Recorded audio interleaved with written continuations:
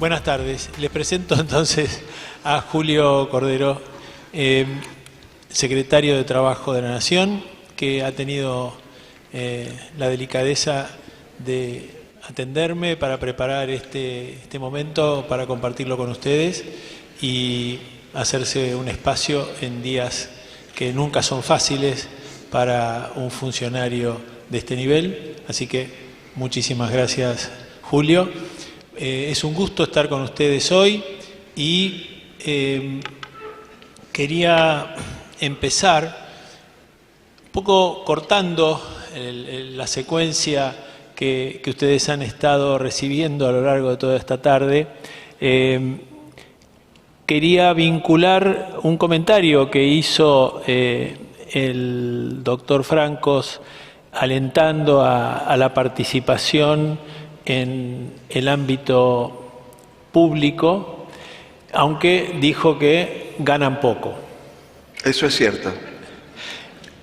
Monetariamente poco. Monetariamente. Emocionalmente se gana mucho. Y Julio tiene una característica que justo cae como ejemplo, porque hasta hace 4 meses, en marzo asume, trabajó en la organización Techín y era responsable de estos temas, los temas laborales, y con una trayectoria vastísima en la organización Techín. Abro paréntesis, una de las organizaciones que más apoyó al IAE en sus inicios, cosa que nunca dejaremos de agradecer. Entonces, la pregunta, en vez de ir directamente al tema de la ley bases y si se puede o no mejorar el tema de las indemnizaciones y los costos laborales, iría por un tema personal, que es, ¿qué te llevó a dar este salto? Pasar de una carrera, de una trayectoria estable, exitosa en una organización como la organización Techín y tomar semejante desafío. Bueno, primero muchas gracias. Es un honor para mí estar acá y realmente es un honor compartir con ustedes en una institución que es una de las más prestigiosas que tiene el país e internacional. Justo cuando estábamos recién conversando y vos te encontraste con un querido amigo mutuo, que es Miguel Ponte, que justamente es uno de los culpables por los que yo estoy acá. Ellos estaban acordándose de cuando el IAE empezaba y eran prácticamente algo ambulante, y entonces miren lo que hoy es el IAE, ¿no? Cuando uno ve este tipo de crecimientos, cuando uno puede ver la proyección de algo que tiene estas características en la sociedad, entonces es donde se alienta a empezar cosas que son germinales. Y esto tiene que ver con eso que vos contabas. Yo creo que nosotros, así como el IAE empezó en pequeño y creció en lo que es, creo que la sociedad toda empieza a pedir una política distinta, una política de gestión, una política humilde, una política que hace, y entonces eso es lo que uno, cuando uno proyecta, dice, bueno, es una decisión que uno toma apostándole a la sociedad. Yo estoy muy orgulloso de haber participado y de haber sido parte, toda mi vida estuve en la organización Techín, y cuando uno ve también el crecimiento que hace una organización de esas características, siente que el heroísmo de todos ustedes sucede cuando se levantan a la mañana y cuando hacen algo por otro, en el lugar a donde lo hagan, porque tan heroico es aquel que hace un viaje y se va y ayuda a las personas con hambre en un determinado lugar, como el que se levanta todas las mañanas, se toma un colectivo, sale a trabajar. Y yo tengo como un especial pensamiento por el trabajo, por lo que participé siempre tuve esta vocación social. Cuando trabajaba en la organización Techint tuve la oportunidad de formar parte de la Unión Industrial. De la Unión Industrial trabajé en la OIT. En la OIT pude ver cómo se realizaban las cosas en el mundo y ahí entonces empecé a participar tratando de hacer ayudas desde afuera con las normas, a través de las normas. Y traté de entender que el poder político no tiene que estar escindido de la sociedad, no es como algo totalmente distinto, sino que tiene que estar enlazado. Así que ustedes participan, el que se sienta con ganas de acompañar durante un periodo de tiempo de su vida desde el Estado, sepan que es absolutamente valioso. Uno lleva el traje de la República Argentina, es tanto como cuando uno era chiquito y veía que la bandera se elevaba y cantaba el himno. Es decir, si se emocionan cantando el himno, piensen que les pongan el traje de un funcionario que representa a una república como la Argentina, de la cual estoy tan orgulloso, es un honor. Y también es el mismo honor ser un ciudadano, un residente, un trabajador, uno que se despierta a la mañana y decir, por favor hagamos este entramado social donde todos nos acompañemos y todos tengamos sugerencias de nosotros estamos para servir. Los funcionarios públicos debemos y estamos para servir, para escuchar los problemas. Y ahora de lo que se trata es de que los particulares, de que la sociedad, de que el sector privado crezca, porque es preciso que haya un equilibrio razonable entre el sector privado y el sector público. Julio, hoy a lo largo de los distintos paneles inexorablemente se cayó en el tema laboral, que las indemnizaciones, que los costos, que vamos por parte. Sí. Yo iría desde lo más conceptual, estratégico, a lo más operativo, a lo más táctico. Entonces, ¿a qué llamo lo estratégico? ¿Qué te pediría? Es la ley bases. Estratégicamente, ¿qué buscaba desde lo laboral, por supuesto? ¿Y qué consiguió, según tu juicio? Y si estás satisfecho con lo que salió desde el punto de vista estratégico. Después podemos ver paso a paso qué aspectos por ahí son ya de implementación y cuándo se implementarán, que creo que es gran parte de lo de la inquietud que hay, sobre todo de aquellos que tienen, por ejemplo, la responsabilidad de una organización pyme, como le decimos, ¿no? Bueno, a ver, lo primero que hay que considerar es el concepto de trabajo. Yo llamo trabajo a toda actividad creativa, humana, esa vocación de servicio puesta en sociedad. Puede ser en relación de dependencia, puede ser autónomo, puede ser... el trabajo es esa actividad humana. Cuando habla uno de relación de dependencia o del trabajo autónomo en servicio de otro, yo siempre digo que hay 5 dimensiones, o en general, que son todas positivas, que es... La primera es una dimensión que es el beneficio de la persona que recibe el trabajo, quien lo contrata, autónomo o en dependencia. La segunda es el beneficio de la persona económica de lo que recibe por ese trabajo que da. La tercera es la producción de un bien o un servicio, donde económicamente se beneficia a la sociedad toda. Todos estamos acá porque alguien produjo las cosas que están acá. Si no, no estaríamos. Sí, eso es muy importante. Hasta ahora son 3 dimensiones económicas. La cuarta es una dimensión parecida a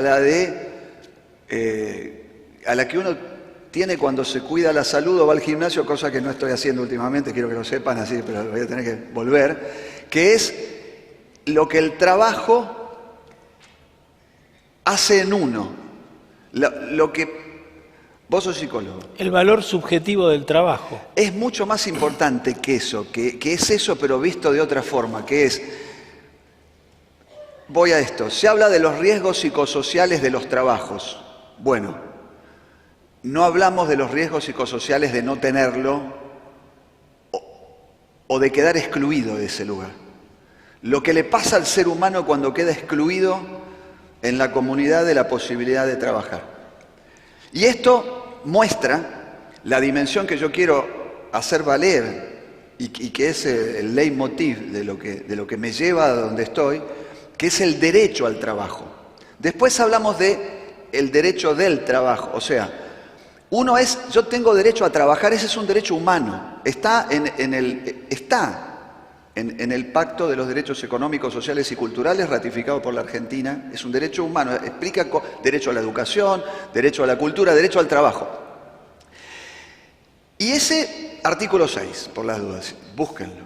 Entonces, cuando uno cambia la dimensión y decís, la persona crece a través del trabajo, entonces ya cambiás toda la visión de lo que hay que hacer y de la normativa, porque si tenés una normativa que lo impide, pensás que tenés que modificarla de alguna manera.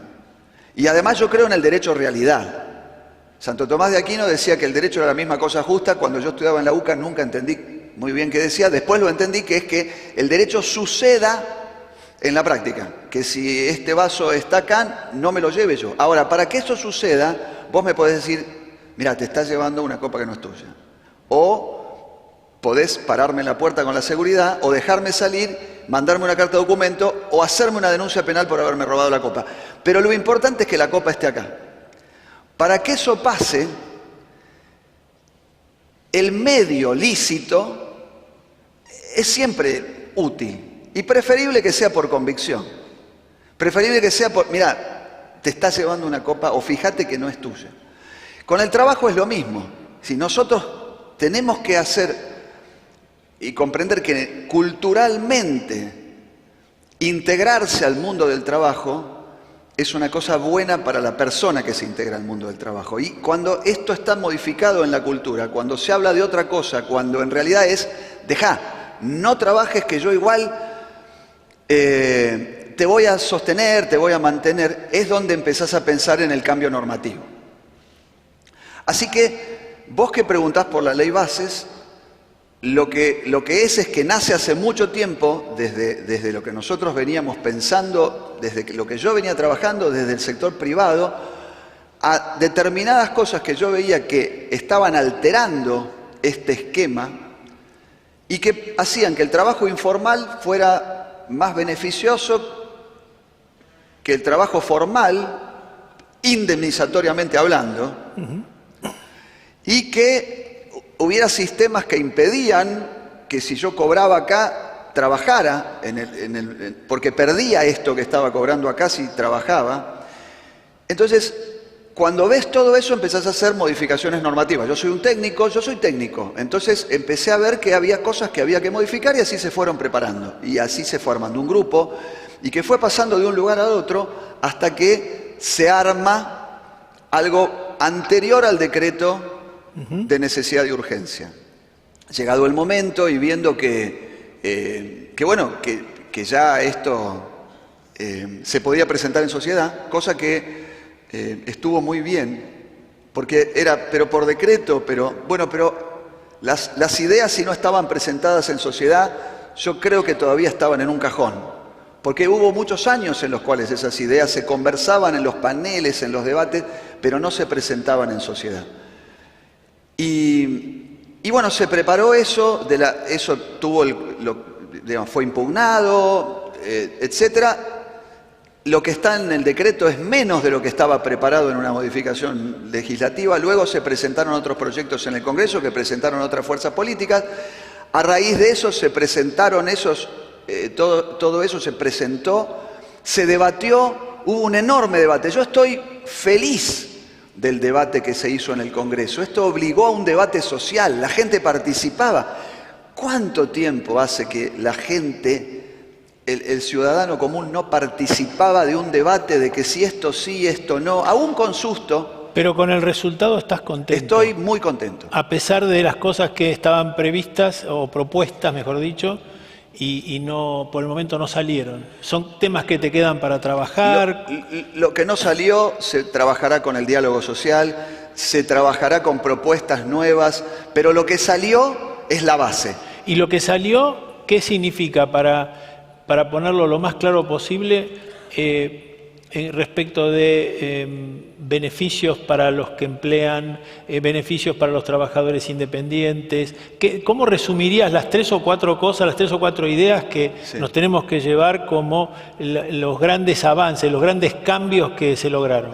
Lo primero es que se derogan unas multas que generaban una enorme litigiosidad y riesgo en la contratación y que si bien habían sido pensadas hace muchos años de una manera intentando que se evitara la informalidad, lo que hicieron fue generar más informalidad. En la práctica lo que pasaba era eso, y que obligaban a la persona a desvincularse para cobrar 3 veces una indemnización. Esto ahora va a hacer que la persona pida una regulación o una registración mientras está trabajando. Y eso tiene que ser de manera amigable, absolutamente amigable, tanto la persona lo pida como que se hagan las inspecciones, etc. O sea, genera una seguridad jurídica fascinante y todo el temor que tenía el empresario cuando contrataba a una persona se termina con la ley bases. Esto es así. Hay que ver cómo se hacen las interpretaciones judiciales luego, pero digo, esto es un cambio trascendental, es un cambio verdaderamente paradigmático de cómo se propone el contrato de trabajo. Es decir, hoy va a ser mejor y va a ser más redituable trabajar que hacer un juicio, que no pasaba antes de la ley bases. Y que uno estaba a la expectativa de que la persona fuera buena, porque si quería hacer un juicio lo hacía y si quería podía fundir una empresa y lo iba a hacer. Lo segundo es que permite un periodo de prueba más amplio, lo cual hace que las personas puedan conocerse durante un periodo de tiempo mayor que el que había antes. Hoy, donde la educación para el trabajo hace tanta falta, es fundamental. Miren, yo les digo algo, la educación debería ser un principio protectorio laboral. Es decir, tendría que ser cuidado tanto como para que digas, la educación es fundamental como base del derecho laboral y como principio protectorio. Entonces permite un conocimiento mayor y un aprendizaje mutuo. Y después simplifica, a las contrataciones autónomas les da una seguridad jurídica, está puesto en la ley, y permite además que haya, mediante negociación colectiva, un cambio de sistema indemnizatorio libre, que cambie por un fondo de cese. Me hice muy aburrido, ¿no? Está muy aburrido esto, muy técnico. Nos están queriendo decir que está el partido. Que la gente es que está el partido. Está el partido. Muy bien. Pero hay 2 o 3 temas que por ahí, con una respuesta un poquito más breve, así barremos.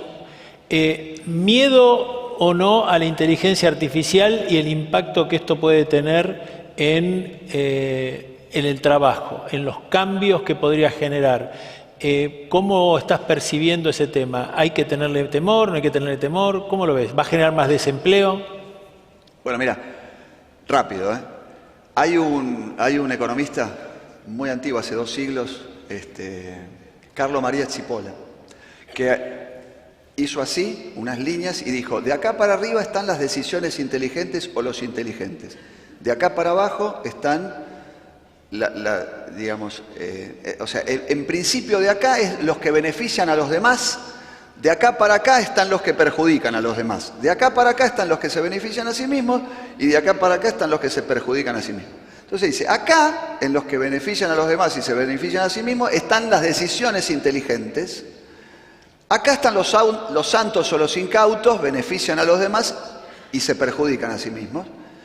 Acá están los astutos o los malvados, se benefician a sí mismos, pero perjudican a los demás. Y si de este lado están los estúpidos, que perjudican a los demás y se perjudican a sí mismos. Y explicaba que el ser humano podía ser estúpido, y miren, búsquenlo en internet, se van a divertir mucho, es muy entretenido leerlo, se llama Carlos María Cipolla, como la cebolla en italiano. Con la inteligencia artificial, lo que hay que, digamos, me parece fascinante la inteligencia artificial, y uno en general no debería temerle Para nada, al contrario, es una herramienta fascinante la inteligencia artificial. Lo que debería temer es la estupidez humana. Eso es lo que debería pasar. ¿Por qué? Porque depende de lo que hagamos con la inteligencia artificial. Si la inteligencia artificial y la robótica son una herramienta, y son una herramienta fascinante para la utilización de un ser humano que en el mundo futuro domine a la inteligencia artificial y a través de su derecho al trabajo entre en el mundo del trabajo y se haga dueño de este lugar con su educación, capacitación y con la utilización de la inteligencia artificial, es un mundo fascinante. Ahora, si como sucede en Arabia Saudita, que ya pasó, a la primera robot con inteligencia artificial que se llama Sofía, búsquenla, SOPHIA, Sofía, la declaran ciudadana de Arabia Saudita, no estamos bien. No estamos bien. Porque les están dando derechos, o sea, se entiende. Sí. Creo que con esto contesto. Pero, por eso, pero el índice de desempleo... El índice de desempleo no va a subir por la inteligencia artificial, habrá otros factores. No, por el contrario. Por el contrario. A ver, nosotros hemos hecho un departamento particular de inteligencia artificial en trabajo. Estamos llevando todo lo que es inteligencia artificial a trabajo. Nosotros lo que queremos es claramente que quede perfectamente determinado que la inteligencia artificial y la robótica, donde va a haber seres en el mundo que van a ser más inteligentes que el ser humano y van a tener más fuerza, sean herramientas. Ese es el tema. Porque va a haber seres que van a ser más inteligentes y más fuertes. La última, que no puedo no preguntarte, es CGT, sindicato, gremio, ¿cómo ves el vínculo tuyo, no siendo de un gobierno que históricamente estuvo más cercano como el peronismo, siendo de otro gobierno? ¿Cómo ves ese vínculo? ¿Qué tan fácil o tan difícil va a ser esa relación para vos y para la gestión tuya? Es una muy buena pregunta. Yo necesito centrarme, es decir, mi vínculo personal es un vínculo muy bueno porque es un vínculo de diálogo. Y yo vengo con una formación internacional, técnica y profesional. Y eso es algo brillante de este gobierno. Este gobierno elige a las personas por su característica profesional. Y así fui yo convidado a participar del gobierno y con todo mi placer me sumé con esto que vos decías de la vocación, porque sentí lo mismo que lo que van a sentir ustedes o lo que uno siente cuando canta el himno o escucha el himno en un partido de fútbol como el que ahora rápidamente los voy a dejar ir a ver, y yo también, o en el colegio con la bandera o en un acto patrio. Si todos apuntamos a eso, tenemos una Argentina maravillosa. Y esa Argentina maravillosa no puede excluir al sindicalismo. El sindicalismo es absolutamente necesario. Lo que uno pide y conversa y busca es que ese sindicalismo, que lo hay y mucho, sea un sindicalismo constructivo, sea un sindicalismo de diálogo, de encuentro. En la OIT este año se planteó el diálogo, yo lo planteé en función de lo que se planteaba desde la Dirección General, el diálogo para un nuevo contrato social. Creo que nos merecemos en la Argentina y en el mundo un nuevo contrato social. Y creo que se puede trabajar mucho para esto. Julio, muchísimas gracias. Un placer. Muchas gracias a ustedes. Un gusto haber estado con ustedes.